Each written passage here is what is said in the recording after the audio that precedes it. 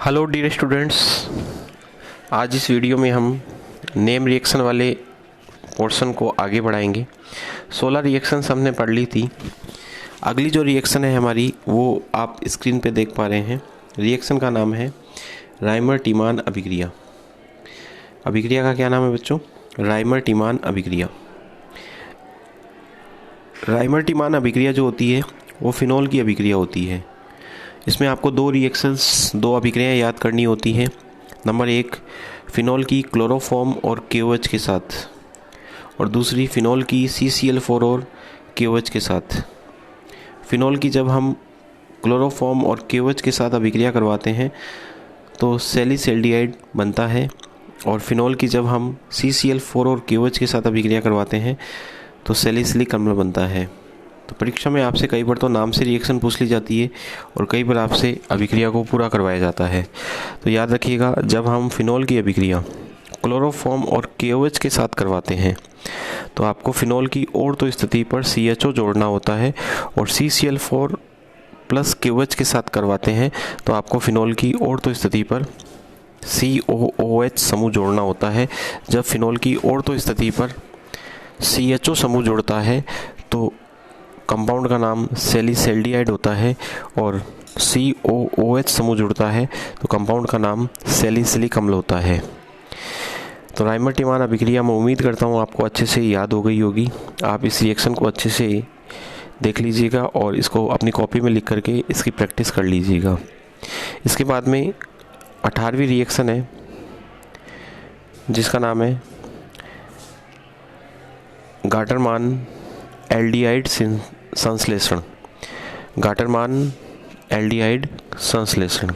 Gattermann aldehyde संश्लेषण भी phenol की अभिक्रिया होती है। फिनॉल की अभिक्रिया हम करवाते हैं HCN प्लस HCl के साथ जिंक क्लोराइड की उपस्थिति में। ये देखिएगा, ये फिनॉल है, क्रिया करवाई HCN प्लस HCl के साथ। उत्प्रेरक के रूप में क्या लेते हैं? ZnCl2। आपको करना क्या होता है कि फिनॉल की पैरा स्थिति पर CH डबल बॉन्ड NH समूह जोड़ देना होता है। फिनॉल की पैरा स्थिति पर CH डबल बॉन्ड NH समूह आपको जोड़ देना होता है, और फिर उसका अम्लीय माध्यम में जल अपघटन करवाना होता है। तो जल अपघटन जब आप उसका करवाते हो तो CH डबल बॉन्ड NH समूह CHO समूह में क्या हो जाता है? परिवर्तित हो जाता है। तो गाटरमान एल्डिहाइड संश्लेषण, फिनॉल की अभिक्रिया HCN प्लस HCl के साथ जिंक क्लोराइड की उपस्थिति में क्या किया? पैरा स्थिति पर CH डबल बॉन्ड NH समूह जोड़ दिया और फिर उसका करवाया जल अपघटन। तो फिनॉल की पैरा स्थिति पर CHO समूह जुड़ गया। आप इस रिएक्शन को एक पद में भी लिख सकते हैं कि सबसे पहले फिनॉल ले लो, फिर एरो लगा के एक नंबर पे लिख दो HCN प्लस HCl, और कोमा लगा के लिख दो ZnCl2, और 2 नंबर पे लिख दो जल अपघटन। कौन से माध्यम में? अम्लीय माध्यम में। और डायरेक्टली आप पैरा स्थिति पर क्या जोड़ सकते हो? CHO, ऊपर OH होगा और पैरा स्थिति पर क्या होगा? CHO समूह होगा। तो ये अभिक्रिया कौन सी है? गाटरमान एल्डिहाइड संश्लेषण। इस अभिक्रिया में देखिएगा, एक बात और मैं आपको बता देता हूँ कि HCN जो होता है उसकी क्रिया पहले किसके साथ होती है? HCl के साथ। HCN की क्रिया किसके साथ होती है? HCl के साथ। हम जानते हैं HCN में नाइट्रोजन पर लोन पेयर होता है। इस लोन पेयर के कारण H+ जुड़ता है नाइट्रोजन के ऊपर, तो बनता है HC ट्रिपल बॉन्ड NH, और N पे क्या आ जाता है? प्लस। इस कारण से अब कार्बन और नाइट्रोजन के बीच में जो पाई बंध है वो नाइट्रोजन की ओर आकर्षित होता है। तो बताओ इस पर क्या आ जाएगा? प्लस। और ये वाला समूह जो होगा वो फिनॉल की पैरा स्थिति पर जाकर जुड़ेगा, जबकि ये प्लस चार्ज होगा वो क्या हो जाएगा? ख़त्म हो जाएगा। तो देखो ये CH डबल बॉन्ड NH ही बनाना चलेगा। इसके बाद में अगली जो अभिक्रिया है वो है विलियमसन ईथर संश्लेषण, और उसकी अगली अभिक्रिया है विलियमसन सतत या अनवरत ईथर संश्लेषण। 19 नंबर की अभिक्रिया देखिएगा, विलियमसन ईथर संश्लेषण। एक होती है विलियमसन सतत या अनवरत ईथर संश्लेषण, दोनों में अंतर है। यदि हम बात करें विलियमसन ईथर संश्लेषण की। तो विलियमसन ईथर संश्लेषण में हम एल्किल हैलाइड की क्रिया सोडियम एल्कोक्साइड के साथ करवाते हैं, RX की अभिक्रिया RONA के साथ करवाते हैं। तो देखिएगा, जब हम RX की अभिक्रिया RONA के साथ करवाते हैं तो RX का X और RONA का Na दोनों जुड़कर NaX बना लेते हैं, और R किसके साथ जुड़ जाता है, RO के साथ, और क्या बन जाता है, ईथर। इसमें हम एक एल्किल समूह डिफरेंट लेके चलते हैं। तो ये देखिएगा ROR- बन गया। क्या बन गया, ROR-। तो इजी सी रिएक्शन है। जैसे आपने लिया CH3Cl प्लस लिया CH3CH2ONA, ठीक है।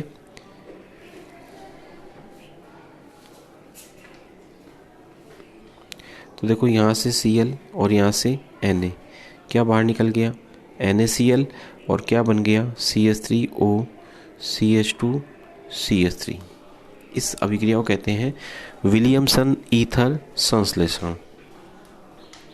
उसके बाद में विलियमसन सतत या अनवरत ईथर संश्लेषण क्या होता है। इस अभिक्रिया में हम एथिल अल्कोहल लेते हैं और एथिल अल्कोहल को सांद्र H2SO4 की उपस्थिति में 413 केल्विन ताप पर गर्म करते हैं। एथिल अल्कोहल को सांद्र H2SO4 की उपस्थिति में 413 केल्विन ताप पर क्या करते हैं, गर्म करते हैं। तो एथिल अल्कोहल के दो अणु आपस में जुड़ करके ईथर का निर्माण करते हैं और जल का अणु बाहर निकल जाता है। देखिएगा किस प्रकार से अभिक्रिया होती है। ये है अपना एथिल अल्कोहल CH3CH2OH, और ये है अपना एथिल अल्कोहल CH3CH2OH। कितने अणु काम में लेने हैं, 2 अणु काम में लेने हैं। और अभिक्रिया किसकी उपस्थिति में करवानी है, सांद्र H2SO4 की उपस्थिति में, और कितने केल्विन पर करवानी है, तापमान इंपॉर्टेंट है भैया, 413 केल्विन, क्योंकि यदि आप 443 केल्विन तापमान करते हो तो एथीन बनेगी, जो अपन पहले पढ़ चुके हैं। तो बताइएगा यहाँ से H और यहाँ से क्या निकल जाएगा, OH। तो ये CH3CH2O किसके साथ जुड़ जाएगा, CH2CH3 के साथ, और डाई एथिल ईथर का क्या हो जाएगा, निर्माण। और इस अभिक्रिया को हम क्या कहते हैं, विलियमसन सतत या अनवरत ईथर संश्लेषण। यदि उपरोक्त अभिक्रिया को 443 केल्विन ताप पर करवाया जाए तो एथीन का क्या होता है, निर्माण होता है। इसके बाद में 2 अभिक्रियाएं हैं, 21 नंबर और 22 नंबर देखिएगा। 21 नंबर का नाम है ओपेनोर ऑक्सीकरण, ओपेनोर ऑक्सीकरण, और 22 नंबर का नाम है मीरवाइन पोंडोफ वर्ली अपचैन। मीरवाइन पोंडोफ वर्ली अपचैन और ओपेनोर ऑक्सीकरण दोनों एक दूसरे की विपरीत अभिक्रिया है। ओपेनोर ऑक्सीकरण के अंदर हम क्या करते हैं, एक 2 डिग्री अल्कोहल की अभिक्रिया एसीटोन के साथ करवाते हैं। 2 डिग्री अल्कोहल की क्रिया एसीटोन के साथ करवाते हैं, किसकी उपस्थिति में, एल्यूमिनियम टर्सरी ब्यूटॉक्साइड की उपस्थिति में। ये जो फॉर्मूला आप देख पा रहे हैं ये है एल्यूमिनियम टर्सरी ब्यूटॉक्साइड का। तो 2 डिग्री अल्कोहल की क्रिया एसीटोन के साथ करवाओगे तो 2 डिग्री अल्कोहल कीटोन में ऑक्सीकृत हो जाता है और एसीटोन आइसोप्रोपिल अल्कोहल में अपचयित हो जाता है। ये 2 डिग्री अल्कोहल है, ये आपका एसीटोन है। तो देखिएगा 2 डिग्री अल्कोहल कीटोन में क्या हो गया, ऑक्सीकृत होने का मतलब हाइड्रोजन बाहर निकल गया, और एसीटोन जो है वो 2 डिग्री अल्कोहल में क्या हो गया, अपचयित हो गया। तो इस अभिक्रिया को हम क्या कहते हैं, ओपेनोर ऑक्सीकरण। एक बार वापस से सुन लीजिएगा, 2 degree alcohol plus acetone, 2 degree alcohol ketone में ऑक्सीकृत हो जाएगा और एसीटोन आइसोप्रोपिल अल्कोहल में अपचयित हो जाएगा। ये है 2 डिग्री अल्कोहल, क्योंकि इस अल्कोहल में OH समूह उस कार्बन पे जुड़ा हुआ है जो 2 एल्किल समूह से जुड़ा हुआ हो। ये है एसीटोन। तो यहाँ से एक H इसके पास आ जाता है और एक H इस ऑक्सीजन के पास आ जाता है। तो देखो ये तो बन जाएगा 2 डिग्री अल्कोहल, और इससे ये किस में परिवर्तित हो गया, एसीटोन में। मीरवाइन पोंडोफ वर्ली अपचैन ओपेनोर ऑक्सीकरण की उल्टी अभिक्रिया है। इसमें हम एक तो कीटोन लेते हैं और एक लेते हैं 2 डिग्री अल्कोहल। कीटोन जो होता है वो 2 डिग्री अल्कोहल में अपचयित हो जाता है और अल्कोहल एसीटोन में क्या हो जाता है, ऑक्सीकृत। और ये अभिक्रिया एल्युमिनियम आइसोप्रोपोक्साइड की उपस्थिति में करवाते हैं। ये जो फॉर्मूला है वो किसका है, एल्युमिनियम आइसोप्रोपोक्साइड का। 22 नंबर की अभिक्रिया आप स्क्रीन पे देख पा रहे हैं, रोजेन-मुंड अभिक्रिया। इस अभिक्रिया में हम RCOCl की अभिक्रिया हाइड्रोजन गैस के साथ करवाते हैं। उत्प्रेरक के रूप में लेते हैं PD और विष के रूप में लेते हैं BaSO4। तो बहुत आसान सी अभिक्रिया है कि RCOCl का जो Cl है वो हाइड्रोजन के साथ जुड़ के क्या बनाएगा, HCl, और जो दूसरा हाइड्रोजन बच गया वो CO समूह पे जुड़ के RCHO बना लेगा। BaSO4 इस अभिक्रिया में उत्प्रेरक विष के रूप में कार्य करता है जो एल्डिहाइड का अल्कोहल में अपचयन रोक देता है। ये जो एल्डिहाइड बना ये आगे अल्कोहल में अपचयित नहीं हो, इसके लिए हम इस अभिक्रिया में बेरियम सल्फेट का उपयोग करते हैं। तो रोजेन-मुंड अभिक्रिया आई होप आपके समझ में आ गई होगी। तो आज की ये 5 रिएक्शन जो मैंने आपको बताई, इनको आप अच्छे से याद कीजिएगा। अगले वीडियो में हम अगली रिएक्शन के साथ मिलेंगे जिसका नाम होगा स्टीफिन अभिक्रिया। तब तक के लिए धन्यवाद। जय हिंद, जय भारत।